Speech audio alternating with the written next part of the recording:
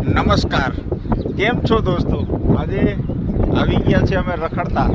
આ છે મારા બે દોસ્ત. આ છે ઢુવાની નદી અને આ રેલવે ટ્રેક. અહીંયા અમે આજે નવરા છે એટલે ફરતા ફરતા આવી ગયા છે. મસ્ત માછલા છે, પણ માછલા મારવાનો એ અમારો વિચાર પૂરેપૂરો છે. માછલા મારવાના છે. તમારે ખાવું હોય ને તો આમાં કોન્ટેક નંબર આપીશ, એમાં મતલબ તમે કમેન્ટમાં કોન્ટેક નંબર નાખી દેજો એટલે અમે જરૂર.